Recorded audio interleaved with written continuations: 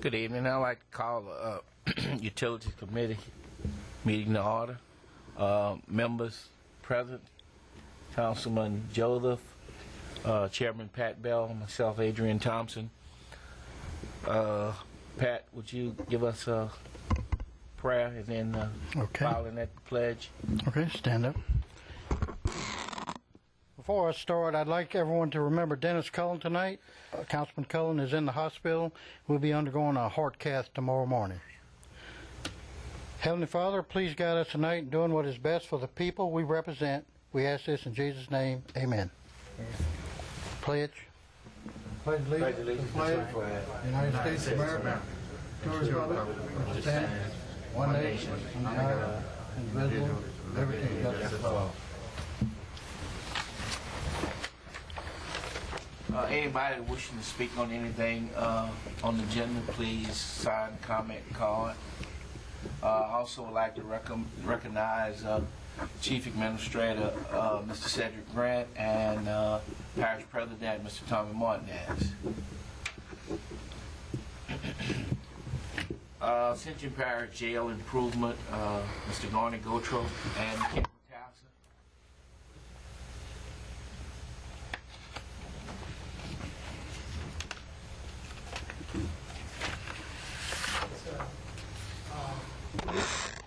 Last schedule we gave y'all on right away with SJB and all, everything is in place and everything is going along as planned, and we have nothing new to tell you about the project.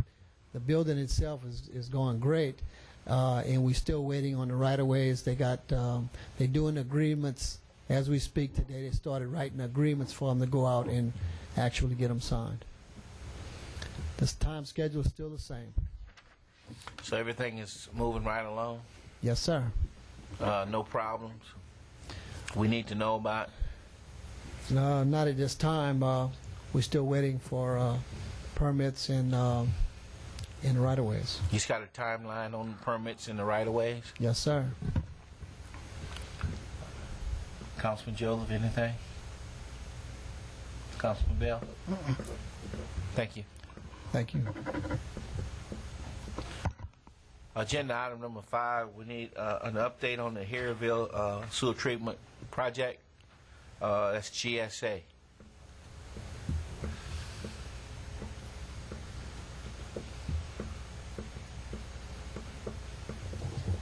Thank you, Mr. Chairman, members of the committee. I guess the only thing that I can report, and I was not prepared to give a report tonight. I thought there were a couple other issues we were going to talk about, one of them being the abandonment of septic tanks and some plumbing issues that we have now are now having to deal with on the project. But basically, the project is nearing completion. The contractor is making the final residential tie-ins on the project, and the pump station and the treatment plant have been started up. There's a couple of issues that we're having to deal with, I guess, tonight that we're going to ask for some guidance from the utility committee. And one of them has to deal with the abandonment of existing septic tanks. As part of the project, as we make the necessary tie-ins, residential tie-ins, we are abandoning the existing septic tanks that are currently serving these residences. We have identified that there are some locations where there are more than one septic tank at some of the residences, and these are old septic tanks that either have been previously abandoned by the homeowners, or that still remain in place. And it could potentially present a health issue and a safety issue to the homeowners if we don't properly abandon those septic tanks. The other issue is we have identified, and I'm going to call on Roberto Macedo shortly on this particular issue.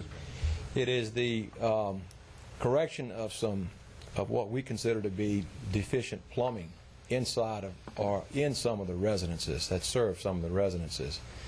we are tying in each of the residences as required by the contract. The problem that we are dealing with is that we've got some residences in the qualified. We're tying in all of the qualified recipients. Not everyone on the project is qualified to receive grant assistance for their residential service. Some are eligible. In some of those eligible recipients, we have identified some deficiencies in the plumbing in the residence. And we're concerned that if not corrected or the homeowners are not properly notified, that too will present some health and safety issues and potentially some liability to Ascension Parish. So on those two issues, we would like to get some guidance from the Utilities Committee. Those are the only two outstanding issues that we are dealing with at the present time on the project. We'll be coming back to you here shortly. As you well know, the contract is far in excess of its contract time. So we will be dealing with that issue here shortly. We'll be back before you again in the near future to discuss how you wish for us to proceed in closing out the project. With that, I guess I'll ask Roberto to come up and give me a hand here in addressing the service issues and the septic tank issues, and hopefully we can reach some resolve here tonight that will give us some guidance that we can go back to the contractor with and ask him to address. So with that, I'll turn it over to Roberto. Thank you, Mr. Chairman, members of the committee. On the issue of the septic tanks, I don't see any problem. We have enough funds to do any additional. I believe there are about 4 or 5 additional septic tanks that we would have to pump out and fill in. So we got enough monies in the grant for that work. In the case of deficient internal plumbing or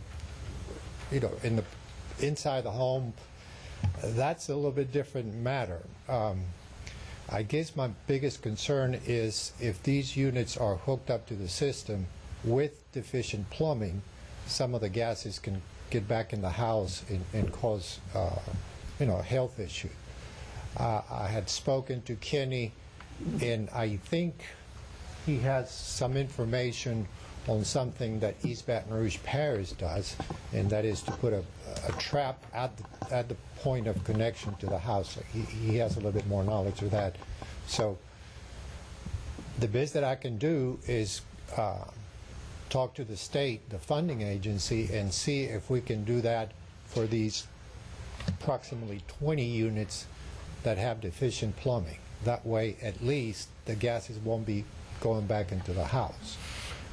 Now, whether their sinks or kitchen plumbing goes directly into the ground and it's not hooked up properly, that would be a different matter. But my biggest concern is the safety. We don't want to hook up a house that eventually is going to get sewer gases into the unit. Is that kind of? That is correct. That is a correct assessment. And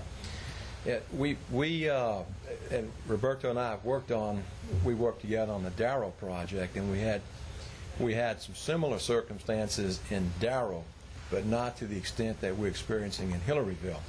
And what we did in Darrow, we did in fact install some what we call P-traps or traps, not in the main line, but in lines that, for instance, that came from the washer in the house. We found that was a predominant problem in Darrow. We had not a large number, but a few of those, and the contractor installed the trap and a small vent on the exterior of the house. We did not go into any residence in Darrow on a previous project and repaired any of the plumbing in any of those residences. And to my knowledge, we've not had any we've not had any complaints on those that we tied in on the project. We've got a larger number on the Hillaryville project, it seems, and we think that some of the problems there are not just with washers, but they may be with other facilities, for instance, bathtubs and maybe sinks and so forth inside of the resident. And it's not part of the, our contractor refuses to go in these houses, in these residences. We solicited Kenny's help and assistance in getting someone from the building inspection group from the parish to come out, and they inspected a few of the houses. I'm not sure what the total number was that they inspected, but yeah, and it would be our recommendation to the parish that if at a minimum, at least we need to notify these residents that that we feel like maybe they've got deficient plumbing in the resident and it needs to be corrected, so that at least there's some record there that they've been notified of that situation. Mr. Cheyenne, who is doing the tie-ins? The contractor is. Contractor? But Is the contractor licensed plumber? he I mean, just does plumbing? the contractor is licensed. His state license allows him to undertake this work. When they did the Darrow project, they had subbed that work out He subbed it to a licensed plumber, That's a correct. licensed plumber that went in and did all that plumbing. Just curious why this one wasn't done the same way. I think the difference here is that the contractor on the Darrow project was not asked to do that. I mean, he voluntarily went in and made some corrections. I can't force the contractor to do that. It's not part of his contractual obligation to the parish to do that. His contractual, the contract documents indicate that he will connect the residential sewer service outside of the resident. He's not required to go inside that resident to assess the plumbing inside the resident and to make any corrections in the plumbing inside of that structure. So do you think a P-trap and a vent would solve the problem? I was talking to Kenny a little bit earlier, and he's getting some information from East Baton Rouge Parish. When we look at the sanitary codes and what he's explaining to me that's being done in East Baton Rouge Parish, I'm not saying that it's not possible to do. I would not recommend putting a trap on the main service line coming out of a resident. Now, that has a potential for clogging and for solids collecting and so forth, grease and so forth, and presenting a maintenance problem to to the homeowner. Typically, where you see traps at are just beneath the appliance, under the bathtub. Toilets they contain their own trap within the body of the toilet. Under lavatories, under sinks, typically right behind a washer. All of those have traps. Now, I would not be in Darrow. What we did, as I explained to you in Darrow, where we installed traps outside of the structure, we made sure that the line that we felt was creating the problem, or the plumber felt like was creating the problem, typically was a line from the washer, from the washing machine, which typically does not have solids. It's got some dirt and lint and so forth, but not enough that would clog the line. So he did install traps and small vents on lines, washing machine lines in the Darrow project.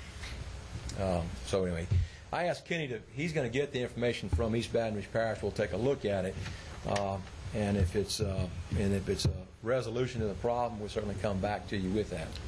Well, I was told by I called DHH, and they told me that, so I asked them to send me the information, and they're supposed to send it to me tomorrow.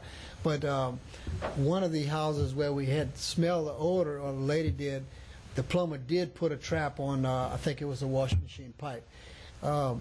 These houses are very low to the ground, and in the contract, it's like the contractor is his only obligation is to hook up 2 feet from the house. So if any further work is done, we have to come to you with it. Joe. What was one of the houses? What is the average cost to put in? Most of the houses, I know they're pretty much low income housing, but most of them have 1 bath, a kitchen, and utility room. Right. So if you're looking at a trap, and the average trap would cost about $5 a piece. If it's in the sink, no problem. If it's even the washer, but if it's under the tub, you got a serious problem. Well, you If have it's to just- go underneath the house. Right, if it's real low. I mean, most people can, a community can get together to put in those traps in, and it will save a lot of money. But if you have to hire a plumber, Correct. you're talking about $50 to $60 an hour. And my next question is, are we responsible to do that for that resident? I don't know about in the grant, but it's not in the contract. Grant wise? No, the grant doesn't allow any work inside the house. Okay. Any kind of interior plumbing. Parish government not authorized to do it.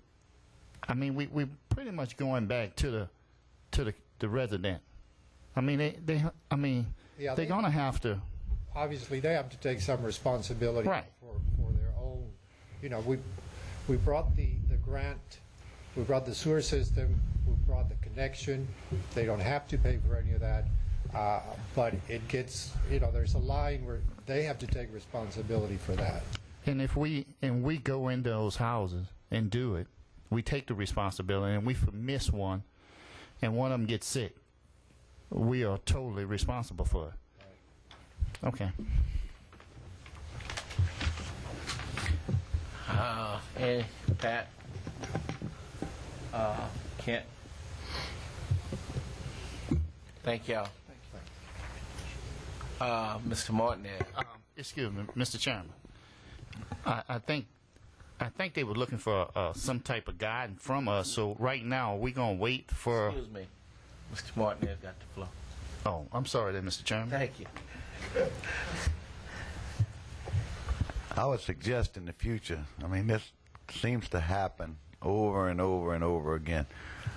Why, I guess my question is, why at the beginning of the project, why don't we go in and identify those things rather than wait till the last minute and have to solve these problems each time? I mean, that should be part of the process, that when you're applying for a grant, that you would go in and look at these and see which ones would need to do something. And in the meantime, those residents could have taken care of that prior to the hookup. So I would suggest that in any future grants that I applied for, that you go in and make that assessment and to see if anything needs to be done at the residence, and let the residents know so they can we can identify the problem and let them fix it. And then once the hookup's there, that problem's taken care of.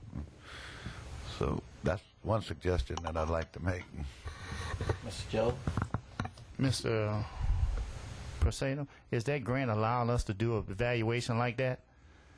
No, sir. That would be, first of all, if you do that before you apply for the grant in order to know what the problems you're going to encounter later on, all that is up to the parish. So I'm not qualified to go, when I do the door-to-door inspection of each house to determine the household income, I'm not qualified to determine whether the plumbing is correct or not. So it would have to be a parish inspector that goes to all the units and determines which ones are deficient. Now, which is feasible and possible. Then we inform the families, these are your deficiencies. However, we cannot guarantee them that we're going to get the grant and that we're going to hook them up to the system. So it could be that we give them the information, they fix it, but eventually they don't get hooked up to the system because the grant is not awarded. Of course, I've been pretty good at it. I've gotten them all so far. But I think, yeah, because right now we could issue a letter to those families, the 20 that have deficient plumbing, and say, okay, we cannot hook you up until you fix up your own plumbing. But at the same time, that delays the contractor that says, well, you know, that's not part of my agreement. I need to get out of there as soon as possible. So, but either way, it can be done. Well, Mr. Mercedes, there's a lot of time after you're notified that you received the grant and between you would start construction. I mean, I don't think that's the issue on that. Yeah, definitely at that time, yes. In other words, when we get word that we got the grant, yeah, that definitely, sure. Okay, so what we need to do is go back and issue the residents a letter saying that their plumbing inside their house is deficient and they need to make those adjustments. Mm-hmm. I think that would be the number one. I Notify. think that's what we need to start there. Right. I would like well, do we need a motion to move with that? We to direct the grant administrator to send a letter to the residents advising them about the deficient with their plumbing? I mean, I would think that either the contractor or, I mean, the engineer on record could do that, or, like I said, the parish. But again, now how do we know those deficiencies exist today? That's my question. I mean, you know now that they exist. So how do we know that if we didn't go in and inspect that or look at it? I mean, I'm getting confused here as to What I was going to suggest, Mr. Chairman, that's a good point that President Martinez is making. How do we know that they're deficient? We know that there are some of the residences deficient. We can, those are, some of them are, you can observe from outside the resident. But a lot of them you can't. You don't know until you go in the resident and look through and inspect the resident. And what we attempted to do and what we had discussed with Kenny doing was to have the parish's building inspectors, and in our discussions with them, they also share the same sentiment that we're all sharing here, is that, well, if we go in and inspect them and we miss one, then the parish becomes liable for that deficiency. And we felt like they were more qualified to do that because they're familiar with the plumbing codes, acceptable plumbing codes, and they are familiar with the guidelines for proper plumbing. So we felt like they were more qualified to go in and do that and write a report that would identify what deficiencies were in those residences. And then that, along with a letter to that resident, could be sent to them saying we've identified the following plumbing deficiencies and you are required to repair those deficiencies and to bring your plumbing into code. And that's as far as we got. That's as far as we got. We had the building inspector who came out and he inspected some of the structures, and when he recognized the daunting task of it, I think that's when they backed up and said, wait a second, we're going to need a little more guidance from somebody here to go do that. So that was the recommendation that we were trying to get implemented to be able to do that, to accomplish this task. I don't think you need to send a letter to every resident saying you've got deficient plumbing, go correct it, because we don't know whether they do or not. And I think we are making some assumptions there without having knowledge. Let me just say what happened. It's not like we just look at a house and say that you have deficiencies in it. Lady smelled gas, okay? Well, she didn't smell it before because most of them septic systems was full to the top. So when you disconnected that and hooked it into that sewer line, that's when it came into having deficiencies. You know, it's not like a red light went off. It's the smell. So at that time, it's a safety factor, and that's why we here tonight talking about it. Mr. Matassa, have we tried putting a vent outside of the just one of these They homes? are doing that. They are doing that. But I'm going to get still with. smell it? Well, yeah. So anyway, I am going to get that information, and I'll get with GSA tomorrow, and we'll try to move forward. Can I explain that response to you? Yes. The reason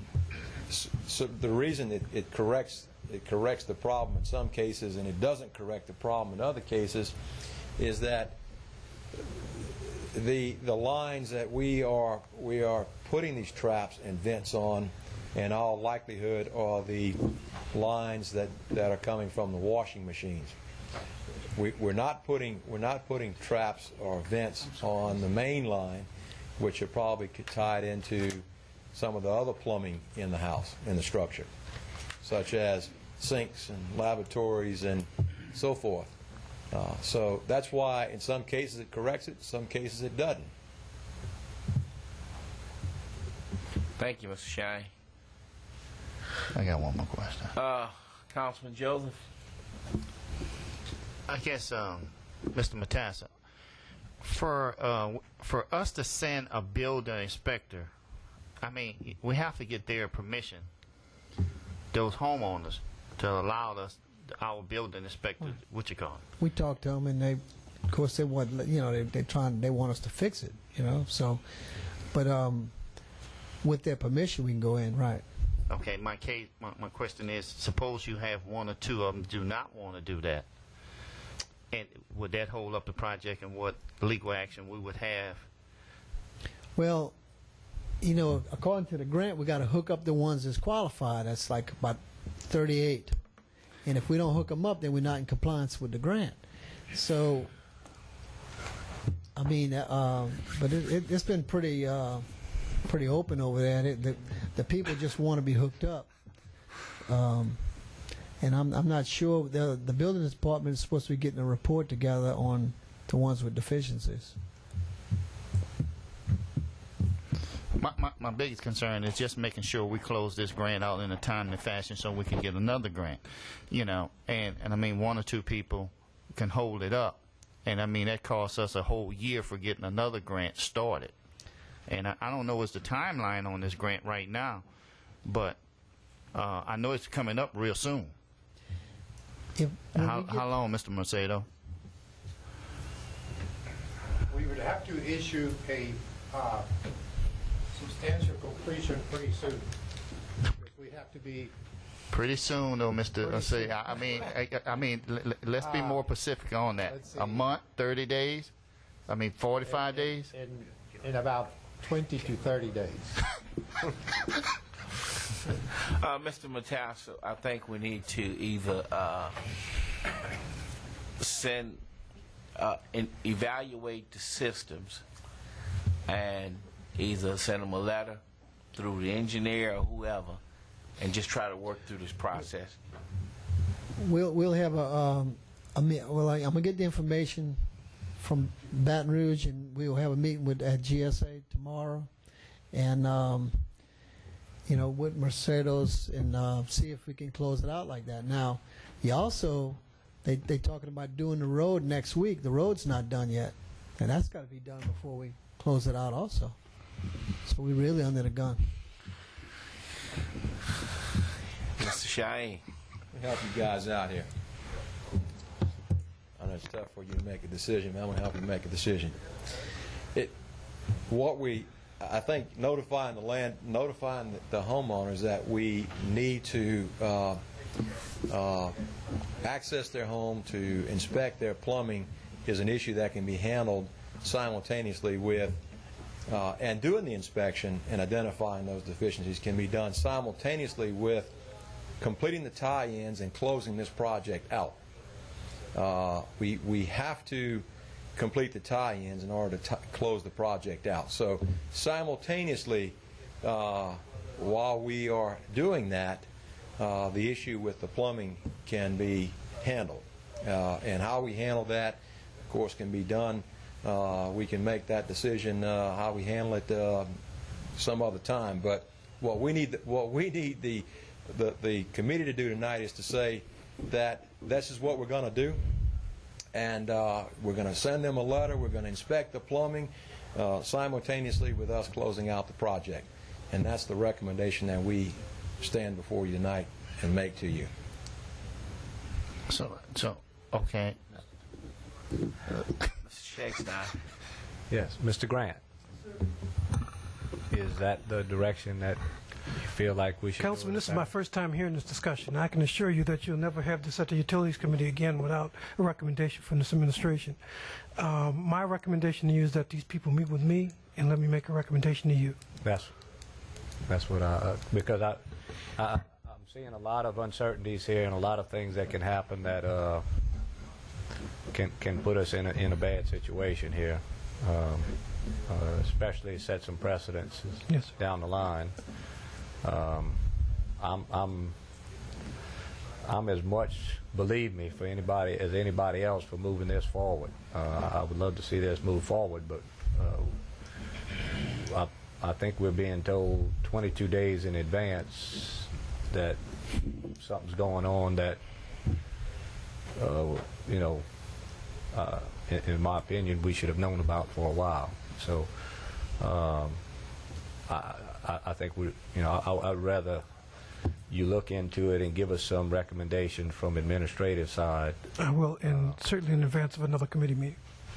And if we need to do a special committee meeting to move things forward as soon as you guys meet, if you want to, if the chairman wishes to, we can move forward then. But I would like some input from the administration with the meeting. I would think we should just go ahead on and follow the administration recommendation, and they move as quickly as possible whenever they get their recommendation from the administration, and not come back to this board. I would make that motion to authorize the administration to make that decision on behalf of the Utility Committee. I'll second that. Motion by Councilman Joseph, second by Councilman Shakespeare, to move forward with the recommendation from administration on the Harryville Sewer Project. Thank you. Tie-ins. Any other comments, questions, concerns? Moving right along, update on the Lemonville Sewer Project. Mr. Cedric Grant. Yes, sir. What I want to bring to you tonight is a couple of things. One, I wanted to report on the bid on the Lemonville Sewer Project. We bid the project on Thursday, July 24th. We received 5 bids. They were all good bids. A few ones were not responsive. The low bid for the project came in at $1,423,090, which certainly exceeds the original budget for the project. To recap the budget for the project for you, the original grant for this project was $600,000. The local match was $119,000 that we've already appropriated, for a total of $719,000, including engineering and other fees. Total project cost, including this estimate, is about $1.5 million, which puts us at an overage of $829,000.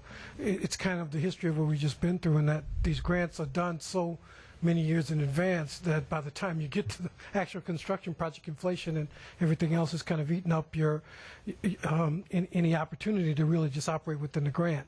So where we are is in a pretty critical project here in Lemonville that has the opportunity to include over 100 residents in the sewer program, in a good sewer program, because it ties directly to the jail sewer treatment plant and offers us the opportunity to kind of really tie a lot of the West Bank together. We have to now come to a decision on how we move forward. Where we are is that we have until September 7th, which is the 45-day period from the bid opening, to make a decision. Under normal circumstances, I guess we might say it's a pretty high number, but we think within the jail project itself, there offers the opportunity for the savings that we've been seeing. And remember, the jail construction is due to be completed in November. And it's on track within budget. The sewer project itself is also moving on track and generally staying within budget of about $1.2 million. So right now, I'm looking at the potential of somewhere between $700 and possibly $1 million in that fund being available. So your recommendation is just hold off until we see where we're at with the jail project? Yes, sir. I don't want to lose. My fear is this. I haven't seen one bid yet that if you rebid it, it didn't come in higher. Okay, so you either try and hold your price as long as you can. My limitation here, according to the law, is that under other circumstances, I would be able to ask for another 30-day extension with the bidder. But because we don't have all the funds in place, the law doesn't prohibit me to allow me to go past that initial limit. So I have to come back to you before September 7th with an answer. Okay. But what I want to do is keep the ball in play and see if we can try and get this done. Yes, Councilman Shakespeare. Thank you, Mr. Chairman. Mr. Grant, one of the things, it looked like the state's attitude towards monies that goes out apparently has been limited to infrastructure and government entities and everything. Could we also make some inquiries as to the feasibility of getting some help from the state on this infrastructure need that would, and I know that's down the line, but at least it would give us some idea. Councilman, I'm going to scour the countryside on this one. I'm going to look at, as the state, Councilman Thompson asked me to look at some other things. I'm going to look at other funding sources with it. This is pretty important in my view in relation to, if we're successful in tying this project together and the jail project together, the opportunity to kind of finish sewer on the West Bank is there. Yeah. I mean, this is a fairly critical, particularly as we look at East Bank sewer, which we've got to do a whole lot of work on. I'd really like to see if we could put this one to bed and concentrate our efforts back here on the East Bank, because we've fixed a major problem and created, quite honestly, fairly significant economic development opportunity on the West Bank for growth and development. Right, and I agree with that, and I just would like to explore all opportunities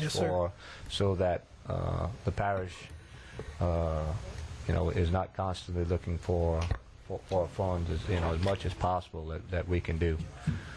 So we appreciate any opportunities that that we could get there if we can contact our state representatives and all on this project and let them know how important it is from our parish standpoint.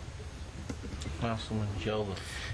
Mr. Grant, I'm looking at this timeline here. You say September the 7th, correct? Yes.